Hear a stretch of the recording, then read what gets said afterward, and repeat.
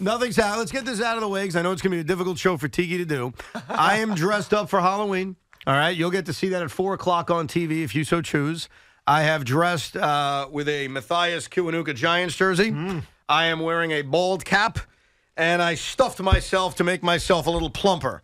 I'm going as Sean Morash. Yeah, good one. I think the Jets suck. And even though they won, they still lost. And I feel bad for you. And all you people are coping. So, there you go. I got it out of the way. You'll get to see some visuals a little bit later. I'm dressed as my identical twin brother. Yes, you did. That sound is the sound you'll hear if any kind of trade goes down. Now, we've already had a couple, and one of which is actually annoying me. So let's start right here. The Arizona Cardinals have traded Joshua Dobbs to the Minnesota Vikings for a 6th-round pick. Why is this annoying you? Here's why this annoys me. And I want to make this very, very clear for those that think I am replacing Zach Wilson. This is not about replacing Zach Wilson. Now, if we had this conversation 2 or 3 weeks ago, I would have said, go trade for a quarterback to replace Zach Wilson. When Aaron Rodgers went down back on September 11th, and we came on the air the next day, and in the following days, we came up with a game plan of how to replace Aaron Rodgers. And I laid out my game plan. At that point, you were anybody but Zach. Yeah, I was willing to give Zach a week or two, and then I would probably pivot. The Jets followed none of my ideas, okay, for the most part. Surprising. Yeah. I guess picking up Trevor Siemian may have been part of it, but Siemian hasn't even been the backup. I mean, he's basically remained on the practice squad. So I had this idea for how to replace Zach, but Zach has shown promise over the last 5 weeks. Like, I have to admit that. Zach Wilson has shown promise. Even the game on Sunday against the Giants, while it wasn't a great game and there were mostly struggles, I said to you yesterday, and I mean it, I give him a lot of credit for 3 huge throws that he made at the end of that game. The 2 that led to the game-tying field goal and the 3rd down conversion at Garrett Wilson in overtime. So when I say the New York Jets need to trade for a quarterback, I'm not saying it to replace Zach Wilson. I'm saying it to protect Zach Wilson. Because we all watched the Giant game. What happened, Tiki, when Tyrod Taylor went down? It was an ugly affair because they had zero, and I mean zero, trust in Tommy DeVito throwing a pass. Yeah. Even a screen. Yes. Or a quick out. Or just a go route, which is hard to mess up as long as you put it on the sideline. He threw 5 passes. So, Tiki, you know Nate Hackett. I hear that you're friends with him. I am, indeed. If Tim Boyle has to play in the next few weeks, and maybe it's for more than a game, are they going to have faith in Tim Boyle? Well, is Tim Boyle like a respectable NFL backup? Well, he is a veteran, and so he's been around, and he's heard different verbiage and different offenses, and so you would at least trust that he's going to come in and understand the play call. So as a veteran, you feel a little bit more comfortable. The problem with Tim Boyle is that he just hasn't played a lot. And so what are you going to get from him? That's the question. And that's why the New York Jets in the next hour and 55 minutes need to add a quarterback. Now, there are a few reasons you have to add a quarterback. Reason number 1, my feeling today at 2:05 in the afternoon, is it's a backup for Zach Wilson. I am not replacing Zach Wilson. If someone better came along, sure. But that someone better right now is probably not out there. Poor Kirk Cousins has a torn Achilles. The Vikings weren't going to trade him anyway. I called one of my sources. They confirmed to me the Chiefs are not trading Patrick Mahomes. That is not happening. Surprise. I called another one of my sources, and they told me the Bengals are not trading Joe Burrow. So that's off the table, too. So any quarterback available usually fits the Joshua Dobbs, Jameis Winston, Ryan Tannehill kind of group. And right now, Tiki, am I nuts to say I want one of those guys on my roster before 4 o'clock?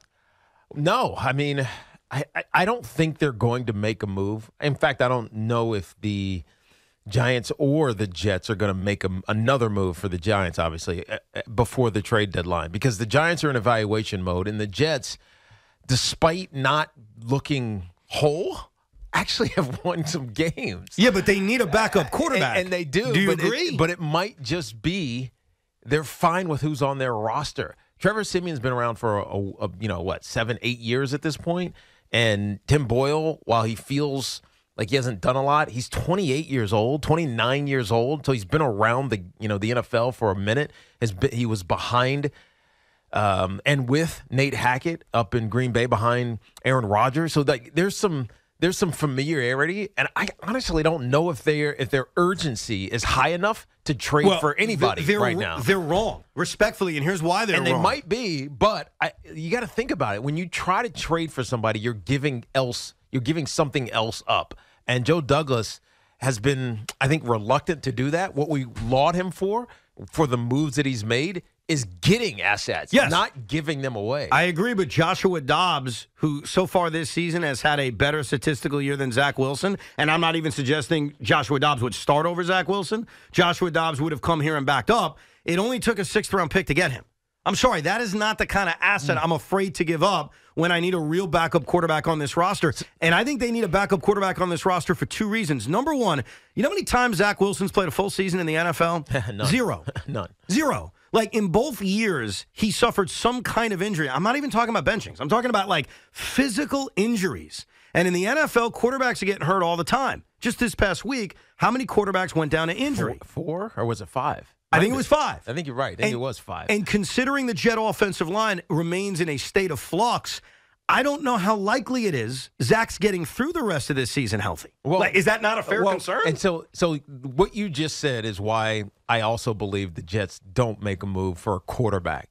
When you talk about what their biggest need is, honestly, Evan, it's depth at the offensive line right now. I agree, but you can't trade for that at the deadline. True, but you can, if you're going to, I don't know, put your energy somewhere, I think it's going to be depth on the offensive line. Now, this may be helped because Joe Tippmann seems like he's coming back this week after, what's it been, 5 weeks or so, 4 or 5 weeks of him being unavailable, after playing guard. But he's going to come back and play the position that they need him most at because they're down to their 3rd center, who is actually a guard as well. So I think Joe Tippmann alleviates some of that desperation need on the offensive line. But I think the bigger need for the Jets right now is offensive line. Tiki, I agree with you. If I was making a list on needs, I'd go offensive line, I'd go backup quarterback, I'd go wide receiver. Yes. So, yes, if I'm making a list, it's offensive line, but the odds of any kind of offensive lineman being available via trade at the deadline seems remote, yet there are backup quarterbacks available.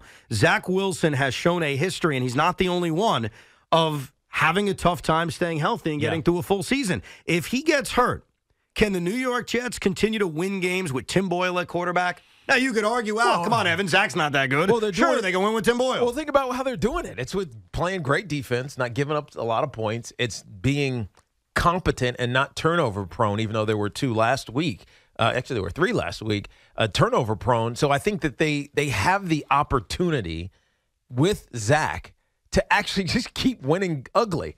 Well, the margin, and that's not like comforting. No. But I don't know if bringing in a backup quarterback is priority number 1 for this team right now. Well, it should be a priority, A, to protect Zach Wilson if he gets hurt, and B, and I can't rule this out. I guess this is where I get negative. This is the conversation, part of the conversation, where I turn heel at 210. And that is, what if Zach sucks for the next few weeks? What if there is that game where we're all screaming at the TV, hey, coach, make a quarterback change? Now, I admit, did I have that feeling during the Giant game, as ugly as things were? I did not. I was not screaming that at the TV during the Giant game. I wasn't screaming at the TV in the Eagle game. I wasn't screaming at the TV in the Denver game. It's been a while since any of us have been screaming at that TV or down from upper deck level at MetLife, hey, Saleh, make a quarterback change. But as we saw last year, that can happen. And, like, when there's an election, there are seats that are safe. There are seats that are unlikely. There are seats that are, a coin toss. Right now, Zach Wilson's seat as the starting quarterback of this team is not safe. Now, it may not be the toss-up that it was 5 weeks ago, but it should be likely his. But he's a bad week or a bad half away from all of us as Jet fans saying, hey, coach, you can't sit there and let that happen. Right now, without a real backup, and I'm sorry to Tim Boyle and his entire family, Timmy Boyle's not that guy. Jameis Winston is that guy. Yeah. Joshua Dobbs would have been that guy. Ryan Tannehill, if he can get healthy, is that guy. Yeah, but so you're not trading for Tannehill now. If his ankle recovers and he can play in 2 weeks, and now I give him a week or 2 to learn the playbook, I could. And again, it's not to immediately replace Zach. I'm not doing that. I'm protecting myself the way this franchise didn't when they signed Aaron Rodgers. Yeah. This needs to be something Joe Douglas addresses in the next 1 hour and 48 minutes. I just don't know if the options are there. So Jacoby Brissett is one that you would think about as the backup to Sam Howell. I forget who, I should know because I've done them a couple times this year, who the third string quarterback is for the Washington Commanders. But Jacoby Brissett is one. Jameis Winston, you mentioned, is another. Yep. Who's a veteran who's had some success in the NFL, albeit as a turnover machine as well, which probably is not too exciting for Jet fans. But after that, you start getting really slim in the pickings for backup quarterbacks on bad teams. So, I mean, a good team is not going to trade their backup quarterback for the very reason that we're looking at the Minnesota Vikings and why they make a move for Josh Dobbs, right? Because you're moving, you're 4-4, you've become somewhat relevant still in the NFC conversation. Then you lose your starting quarterback. So you also need your backup. There's just not a ton of teams that are so far out of it that have a good backup that are willing to part ways. But all those guys I mentioned are better options than Tim Boyle. Jameis Winston's a better option than Tim Boyle. Ryan Tannehill's a better option than Tim Boyle. Joshua Dobbs, who just got traded to the Minnesota Vikings, so it's too late, but he was one of the names out there, is a better option than Tim Boyle. Yeah, Jacoby Brissett's a better option than Tim Boyle. There's like 3 or 4 options. It's better than no options. And by the way, those teams have to be willing to say, all right, our season's done. Like, we're not worried about we'll go with, and thank you, Sean, for looking it up, the third string quarterback can say if Sam Howell gets hurt and they trade Jacoby Brissett, it's Jake Fromm. Right? They got to be willing to say, but the Commanders just traded Montez Sweat. I know, but that's the same reason the Giants traded Leonard Williams is because they know they can't sign him next year. So let's go get some assets for him. It's the same. The Commanders were flirting with like fire for a lot of years, drafting first-round defensive linemen. Eventually, either all of them are going to hit and you're not going to sign any of them, you got to trade them, or one or two of them's going to become a bust. The problem is they all got pretty good. Yeah. Right? So they had to move on from one of them. You just paid Dexter Lawrence if you're the Giants. You can't also pay Leonard Williams. So you trade him. So I think it's less about quitting on the season because there's too many teams that are 3 wins, 4 wins, 5 wins. I mean, hell, if the Giants somehow win the next couple of games and beat the Cowboys in one of them, we're all of a sudden going to say, "Hey, they're the Lions from last year." So I think we're still in that murky phase as it pertains to a lot of teams in the NFL, which makes them less willing to move off of a backup quarterback. A lot of the guys being mentioned are not going to be traded. That happens a lot at NFL trade deadlines. Devontae Adams has been a name that's been talked about not only for weeks, but certainly after last night and his body language and his reaction assumption they're going to trade Devontae Adams. They're not going to trade Devontae Adams. At least according to Adam Schefter, he said, quote, "There's no chance in hell." Yeah, but why? Yeah, if you're the Raiders, why would you?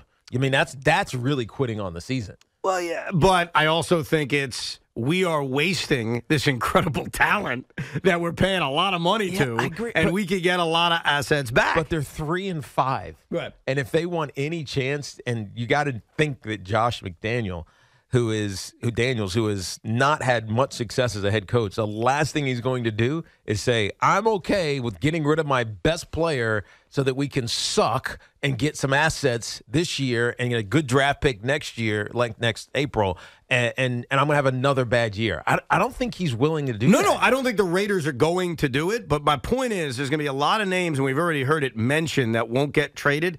That doesn't mean as a general manager you don't try to acquire them. Now, in terms of the Jets, I said to you before, because you said, what about offensive line? You're right. Offensive line is their number one priority. Yep. It doesn't feel like this trade market is going to net many offensive linemen being traded. I would agree with you. An offensive lineman, a big one, has been traded. Are you serious? Unbelievably, we couldn't have timed that 40 seconds ago, and this almost makes no sense. The Vikings are trading their star guard, Ezra Cleveland to the Jaguars. Oh, you said Ja! You said Ja! You shouldn't have said Ja! For a third-day draft pick. See, okay, this one I got. Where are the Jets on this one?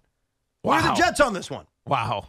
Because wow. My assumption was, and I was actually going to mention his name because he's one of the few names that have been rumored that the Vikings would move him, Ezra Cleveland. And, yeah, if the Jets could go get him, sure, why the hell not? And you're telling me, basically, the Jaguars gave up nothing? So that one's a fair critique to look at Joe Douglas and say, what are you doing, bro? What's going on, bro? Because I do agree with you. If I'm ranking the things I want to add, it's offensive line number 1 with all the injuries this team is dealing with. It's backup quarterback 2. And believe it or not, the receiver thing, it's really 3. Because I can't get nuts about adding a receiver when the quarterback can't get the ball to receivers. You know what I mean? Like, what's that going to do? What's that going to do? Is that really changing much? Like when you already have Garrett Wilson and Alan Lazard. Now, they do miss Corey Davis. They miss the fact that Randall Cobb is washed. They miss the fact that they couldn't use McCall Hardman. So, yeah, I mean, in theory, could they use a third receiver? Yeah, I wouldn't be opposed to it. But I don't know if that's an elixir. I don't know if that fixes anything, considering the issues this team's had with their offensive line and at times has had with their quarterback. So that's how I would rank it over the next hour and 42 minutes. But I do want to see Joe Douglas at least burn those phones and do something. Because the Jets have a chance this year. A chance at what, you ask?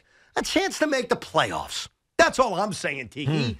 A chance to make the playoffs. And even though they're not flush with draft picks because they used one of them to acquire Aaron Rodgers last year, I do want to see this roster get better. And I do think we'd agree, offensive line number 1, though they did not trade for Ezra Cleveland, who just got traded to the Jaguars. Now, you may differ, but it's backup quarterback / could be the starter if Zach sucks at 2, and then a depth wide receiver at 3. I don't even think Devontae Adams ever made sense for the Jets. I got to be honest with you, because A, you'd have to give up a top pick, which they can't even trade right now, a first-round pick, because it's still held up in this Aaron Rodgers trade, as weird as that is. And then B, great, you got 2 superstar wide receivers. What the hell's a quarterback going to do with that? Yeah, I'm just trying to understand this Ezra Cleveland trade out of kind of nowhere. Now, currently he is hurt, and so maybe that has something to do with it. He'd fit right in with the Jets. Yeah, right. Also, he is a free agent after this season, so the Minnesota Vikings are likely wondering whether or not he was going to sign a long-term deal or they wanted to sign a long-term deal with him. And so, would it have made sense? Yeah. But I think the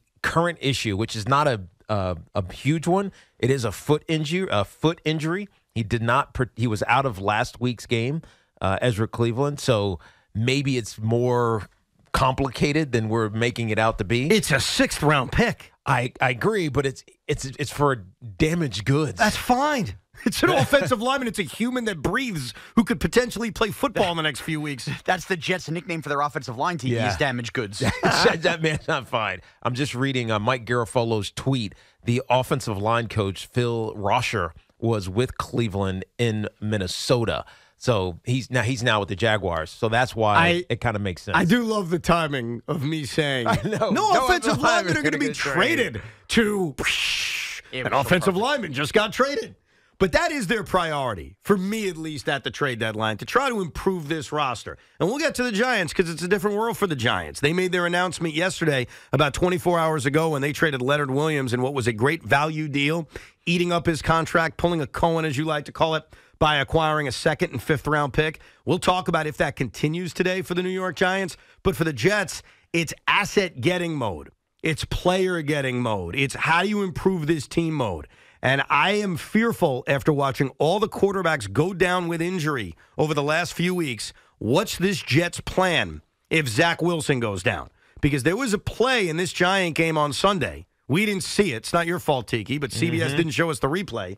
But Andrew Catalan said Zach just took a nasty, nasty hit from Dexter Lawrence. I still couldn't find it. And I heard that from Andrew Catalan, and I worried. And I wondered. I worried for Zach because I'm a human, and I care about human beings getting hurt. But then, after about 5 seconds, I wondered, oh, boy, Timmy Boyle's going to come in?